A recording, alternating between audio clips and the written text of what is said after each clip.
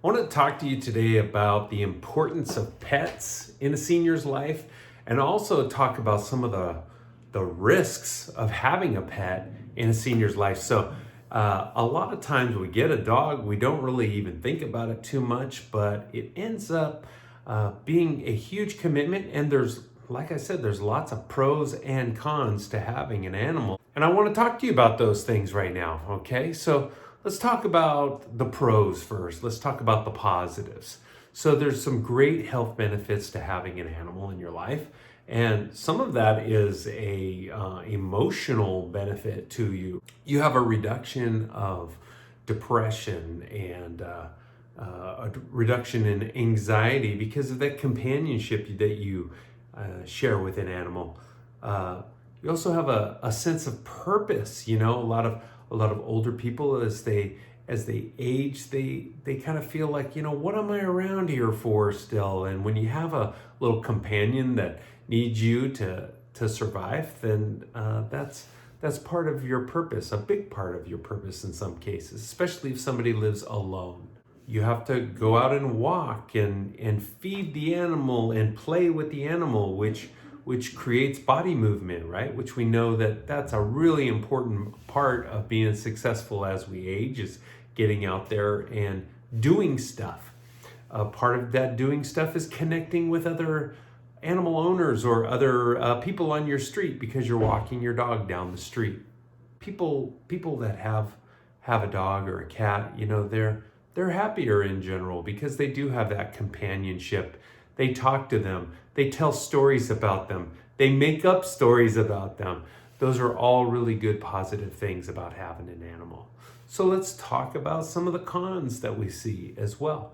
So part of having an animal is the responsibilities that come with an animal. So just like we just talked about on the pro side, that physical activity is good. Physical activity can also be bad for somebody who's elderly and doesn't have the same level of balance or ability that they had. And animals need some of that mobility as well. If you have an animal that's getting under your feet or that isn't getting the activity, those are some drawbacks, you know, so that we don't need the animal to become a fall hazard. Whether they're the fall hazard or the person walking the dog is just putting themselves in harm's way for the benefit of the dog, those are things that you should be concerned about. See, there's some financial components to having a dog. You need to be able to get out to the store, buy food, buy bones and medication, take the dog to the vet if they need to.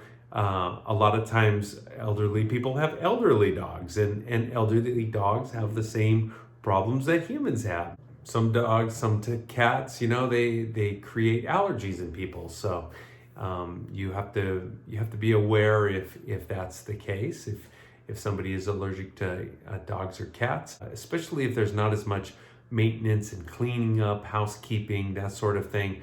There's a lot of pet dander in the air. There's a lot of smells that come with animals. It's kind of all I have to do is mention that, and you probably can conjure up some memories of places that you've been that have a very smelly house because of an animal. One of the biggest things that most people don't really think about is what happens, who's responsible for that dog.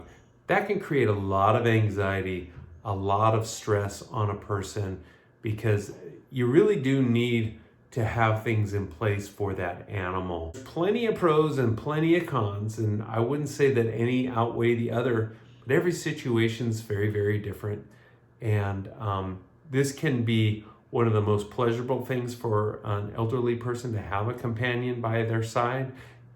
And it can also be one of the most painful things.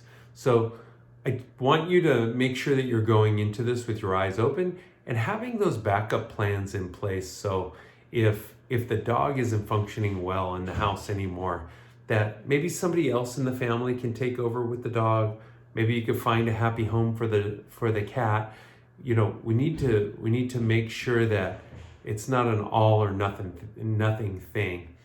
One last point to make here is that I've had a lot of elderly people resist doing what maybe is in their best interest, going into like assisted living community or a care home, because they don't want to leave their dog out of it. And many assisted living and care homes, they may be open to taking a well-behaved dog or a cat. So if even if you can't take the dog with you, maybe somebody who's visiting can bring the dog, and that can mean an awful lot to somebody who's in a new community and has that great relationship with their pet. I hope this helps. I hope you think about this and really do come up with that plan B. I think you'll be very happy you did. All right, talk to you soon.